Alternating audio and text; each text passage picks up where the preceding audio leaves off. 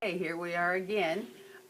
Hats of the 20th Century Museum, hats and more, and this is where we left off. We just taken this pretty little hat off of the top of her head, and I felt as though we maybe didn't see the inside close enough.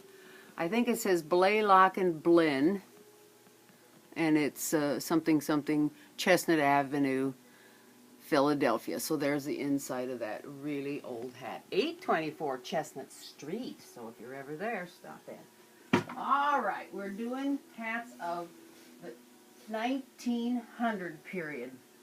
And we'll continue on from the little red straw. Okay, here we have one that is called crocheted lace or straw open work. Crocheted lace straw or straw open work. Can you see this? It's made on a wire frame, very lightweight wire frame, and this, of course, was something in the 1800s and continued on into the 20th century for quite some time. All that work, delicate crocheted lace straw. It's a style called an open crown because obviously there is no crown, there is only a brim. I'd like to take the time to tell you how I got these and how reasonable. This little baby was only $3. I just couldn't believe it. Crocheted lace straw or straw open work. And then, now let's talk about this this little black bonnet over here. Now my 1900 Sears catalog had a bonnet very similar to this in it, and the description said for the mature or elderly woman, black only. I believe it was, I don't remember the price, but something right around $2 or under. So younger women might be enjoying something with cherries on it and a little color, but apparently Grandma was still supposed to prefer a black bonnet. So this is a pretty little thing, and they probably did. Grandma probably did prefer her black bonnet. I'll take it off of her now. I love these gals. I can just jab it in their head. It's built on a wire frame, as all hats are now at this point, and worn quite far back on the head so you can appreciate and see the little ruffle design at the top. The linings of these old hats are generally gathered in the center type linings, usually black. This one's a little bit different. A nice bonnet, velvet with a little plume on top. Oh, let's toss that over here. Here's another bonnet. This one also has the gathered in the center lining, and it is also built on a wire frame. You're just going to have to take my word for it, but that's wire under there. You know, you can probably even kind of see through it. Can you see some light through it? I mean, I sure can, but maybe you can't. This is a horsehair lace bonnet, rows and rows of horsehair lace. And on these old hats, when they say horsehair lace, it is horsehair, the mane and the tail. Sometimes mixed with the mohair, silk, or linen, but nothing synthetic, of course. And that's how that would have looked, tied in the back. A beautiful old horsehair lace bonnet. Now, let's take the crocheted lace off, set it aside. And this bonnet is the same thing. Now the best way to tell the age of an old hat is the gathered in the center lining. If you have a gathered in the center black lining or dark color, it's probably an old hat. Now this one is actually a morning bonnet. Let me see if I can take a second to get it on her. Find my tie. So this normal bonnet has been made into a morning bonnet by folding and pinning a veil to the bonnet with black-headed pins. It must be black-headed pins. There was actually an article in a magazine, a Delineator magazine, that showed gave you instructions on how to properly fold and pin a morning veil. Now here's an old morning veil that just absolutely never got any use. It's just like new. That was a wonderful find. In a hosiery box, which was also a wonderful thing, with a little box of mourning pins. Now let's see if you can get close enough for that to focus. These little black-headed pins, they must be black-headed and they must be dull. Have you got it? Made in Germany. So there's what it looks like on the inside. Marvelous little box of pins. And here's a few of them that are, I had them in the curio cabinet over there. Now, the Sears catalog that had the black bonnet for the mature and elderly woman also had a mourning bonnet just nearly exactly like this. And it said that it was folded and pinned in the prevailing style, costing as much as $4 in the metropolitan shops. It honestly said that in the little description in the catalog. This one in Sears, not this one, but the one in Sears was only $2.25. So see what a bargain, you know, shop from Sears catalog. Anyway, so this is a wonderful little mourning bonnet. Here again, I hate to bore you with it, but I only paid $7 for that, isn't it? That's why my shopping continued. So there you go. Let's put her to her sorrow all by herself. I think we've said everything we need about her.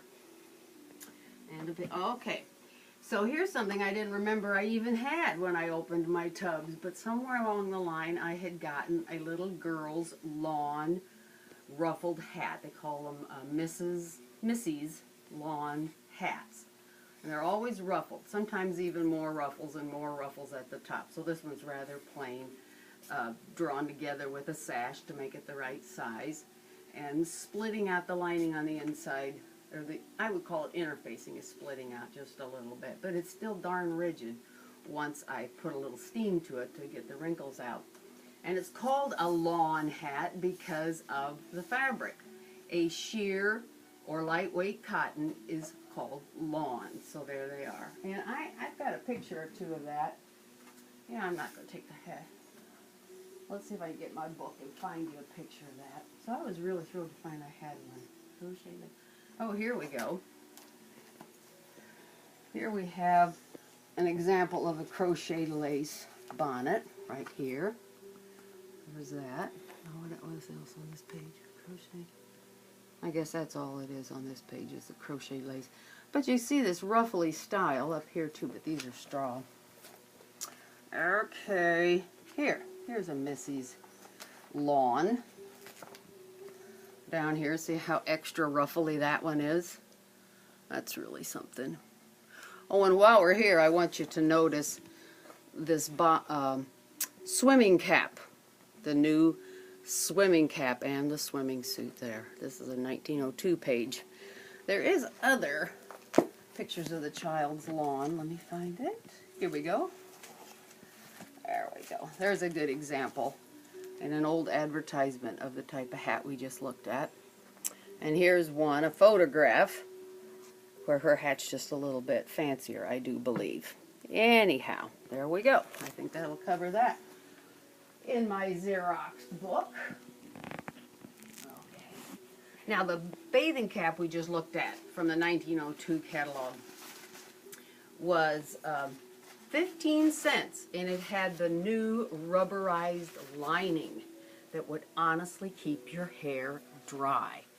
Now this isn't a real one, this is a reproduction, but this is what they look like. It's in a style called a mob cap.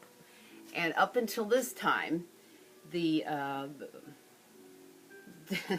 way they kept their hair dry when they went into the sea or to swimming or whatever was to tie a scarf around their head. So this was really quite a lot better deal.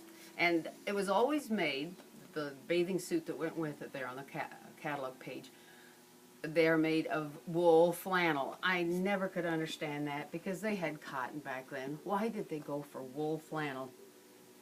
But anyway, I've made this one out of cotton, so it's very lightweight. I honestly made the whole suit too with the sailor collar and the bloomers and the skirt and the whole business. Very risque. I've never had to wear it though. Anyhow, it's a style called a mob cap, and they've been around forever. Here's a mob cap that was probably used for a maid or indoor cleaning or whatever, something you could wear in the house when you're cleaning. And a mob cap, there's so many reasons why things are called what they are.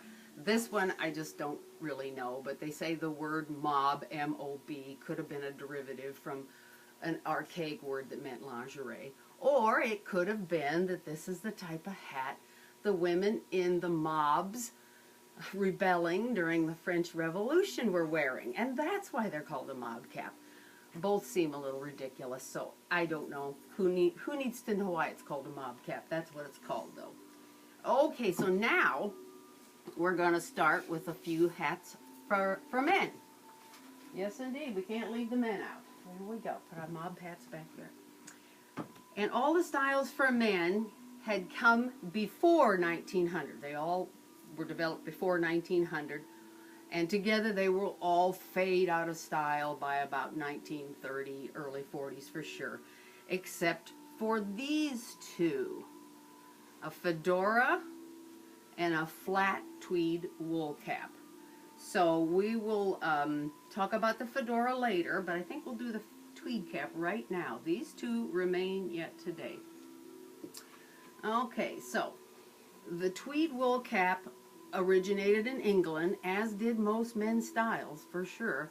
And it was taken very seriously, especially in 1571 when Parliament passed a law that all men and boys have to wear a wool cap. They're required to wear wool caps on Sundays. And that was to prop up the wool industry. And it did the trick, because they're still wearing their flat wool caps in England as though the law is still in effect. And of course it isn't.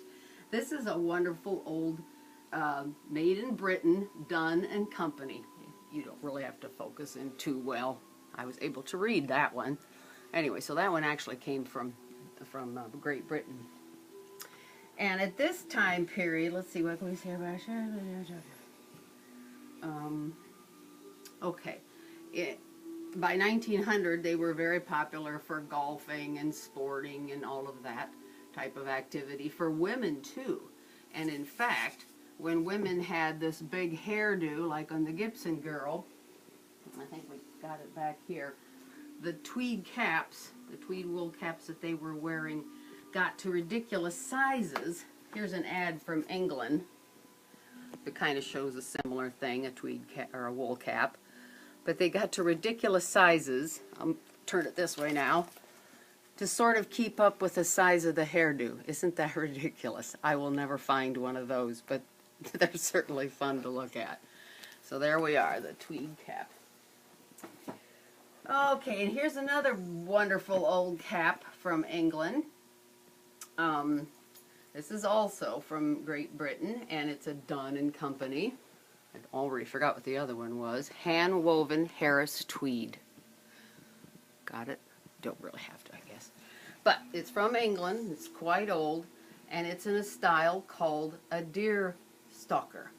Everybody recognizes it as what Sherlock Holmes wore, but it was really meant for hunting originally. It was also called the fore and after, which I can imagine you can see why. Which way is that hat going?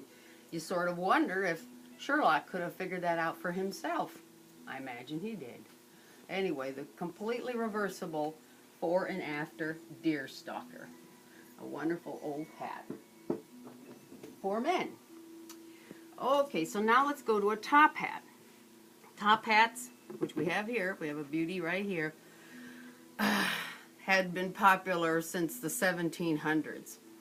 And they really evolved, who knows exactly how, but from other tall type of hats that had been in style, like even the pilgrim's hat, the pot hats that the pilgrims wore, could have been a precursor to what became the top hat.